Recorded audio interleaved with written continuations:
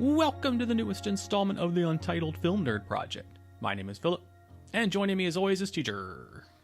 Hello. We are on night 3 of our Haunting of Hill House Marathon, I guess. We are covering episodes 5 and 6 in this one, so it goes without saying, spoiler warning now. We're obviously going to be talking about the episodes, so if you haven't seen them, go back and watch them, and then come back and listen to the video. Let's get right into it, because these were 2 of the best episodes yet. These were so good. So good. Episode 5 was about Nell. And, it was so good. Yes. I was getting some serious Alanis Morissette vibes from her, though. I can see that. Yeah, maybe like Alanis' daughter. Mm-hmm. And then let's just jump to the ending of 5, made my mouth drop. Yep. I didn't see it coming. I was starting to suspect it. Of course you were. About halfway through. Mm-hmm. What? I think you think of every possible outcome. That way when it happens, you're like, ha ha ha ha, I was right. Well, I mean, I do a lot of speculation during watching stuff. Like, one of these 47 things is going to happen. Ha ha ha, I was right. It's number 25. I didn't see it coming at all. I was completely shocked. Let's just say the house is a dick. So is the older brother. Oh yeah, and it was so satisfying. So satisfying to see her go off.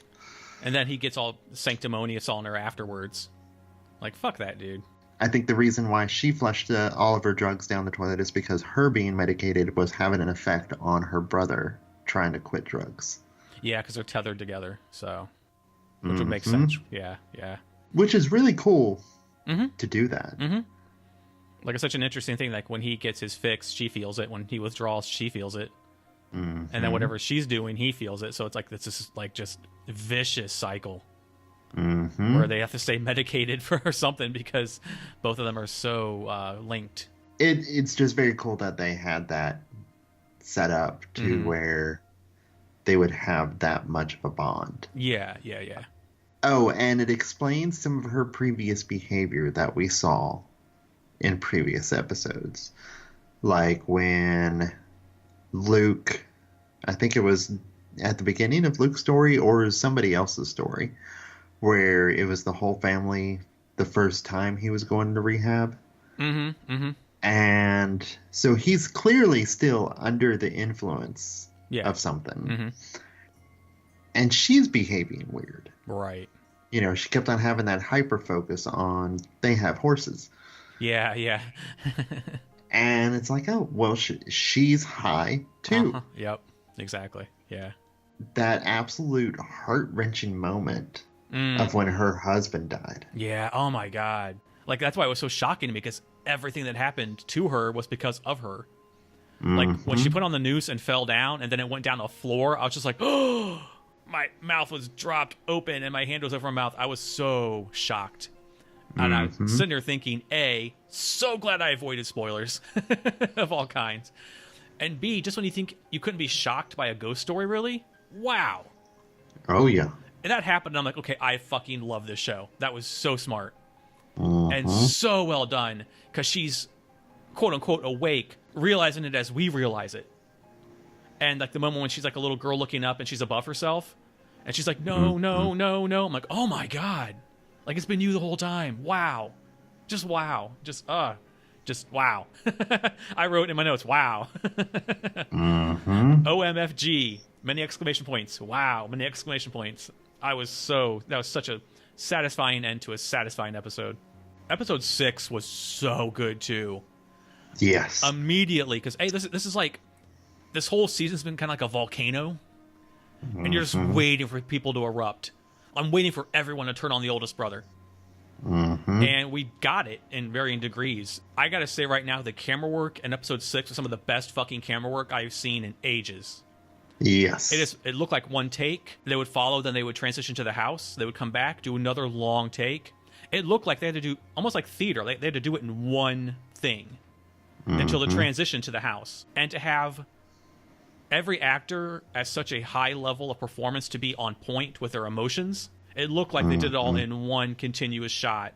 And just the planning and what was that one movie we watched? It wasn't Our House. It was the one that was done in one take. Well, it was done in 2 takes, but it looked like one take. Silent House. Mm-hmm. Stuff like that. Like the planning that goes into stuff like that. Having been in the movie industry for a little bit, it's just, wow. It's admirable, and I respect the shit out of it.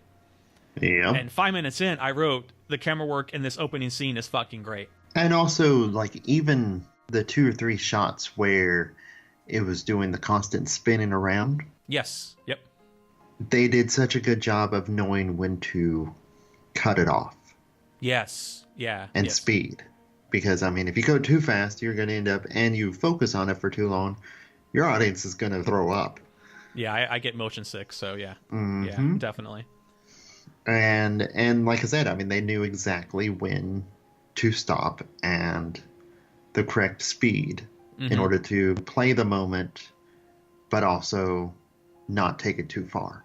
Exactly, yeah. This was just a highly emotional, highly volatile, really well done episode. I mean, I want someone to just punch Steve in the fucking face. Mm-hmm. Or even when the dad doesn't know what to say and he's like, oh, are you going to do the eulogy? I love that the dad is obviously talking to a ghost. Yes. I love the way they do that. Timothy Hutton is nailing that. He looks like a broken, beaten man. And I loved when he finally stood up to Steve. I was like, yes, finally.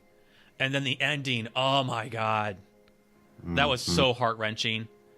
It's just I was standing right here and no one could see me when she said it as a girl, and then she's right there by the casket at the end. Mm-hmm. It was just like took my breath away. I was just that was so good. And even doing moments of like when it was the father's time to go up and view her, he saw her as a little girl. And when he first walked in there, when he walked in, they were all little kids. Yeah, it was so well done. Just like it was just the way that shots were done with it was just really good. These 2 episodes sold me on the entire season.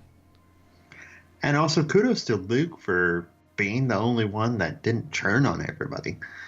He's a scapegoat, really, of the family. So it makes sense that he wouldn't really say anything. I'm sensing, though, that eventually he's going to get tired of Steve's shit because he keeps talking shit about Nell. And he knows because of the bond they had. Because Steve doesn't believe anybody. And I see Luke reaching his breaking point. I'm surprised it didn't happen when they're arguing, knocked the casket over. Or when she, actually, I think it was Nell that knocked the casket over. And, just like, guys, stop and listen to me, see me. I'm here. Remember why you're here. Exactly, yeah. But this needed to happen. I'm sure it's going to keep happening. It's going to be 7, 8, 9, 10. We have 4 more episodes. So we'll hopefully eventually come to the satisfying Steve gets put in his place and realizes what's going on. Because he's the only fucking person who doesn't. I also thought it kind of unusual, one minor note, and it happened during Nell's episode. Mrs. Dudley kind of behaved differently than I expected her to. How so? Remember when little Nell found the teacup? Oh, yeah. That was weird to me. Yeah. I mean, it was awesome that she said that to her, but... Yeah, it was suspicious. It's still like, you were kind of a shit to everybody else earlier. Yeah, but her being nice about it makes me think she was setting her up to do something or to find something or to release something or something. She was being too nice about it. So I don't think she was being nice to be nice. I think she had ulterior motives. I could be wrong, of course. But, I mean, obviously they know what's going on because they won't be on the property after dark. They acted kind of shifty when mentioning about the dogs. If they're even fucking alive. Yes. Like, honestly, like, they've been there. They're like, oh, I took care of the previous generation. Well, how fucking young were you then? You 10? So I'm doubting that they might actually be alive. And also be ghosts that everyone can see. Since the ghosts can kind of pick or choose. Yeah. So if that happens, it won't be a big shock, like the Nell thing was to me. Which I loved it. I love being surprised and I love being shocked. Side note, has nothing to do with really anything that happened. I want Nell's headboard. It was fucking awesome. So yeah, kudos on that because I don't think I paid any attention to that. it was a neat, yeah. I didn't see it the first time. I saw it after her husband had passed, and she was sitting on the bed, and I was like, "Woo, that's a nice headboard. I want that." Oh, and again, kudos to Theo. Theo's awesome. Yeah, being so awesome. Just doesn't. And even younger Theo, like they really played off on their mannerisms. Yes. Of older. Yes. And younger. Yep. When as a kid, she was a take no shit, little spitfire. So yeah. There's anything else you want to add about these two very fucking awesome episodes? Nope, that should about cover. All right. That takes care of night 3 for us. We will be continuing night 4 tomorrow night. So until then, my name is Philip. And I'm TJ. And we'll talk to you very, very soon. Goodbye. Bye.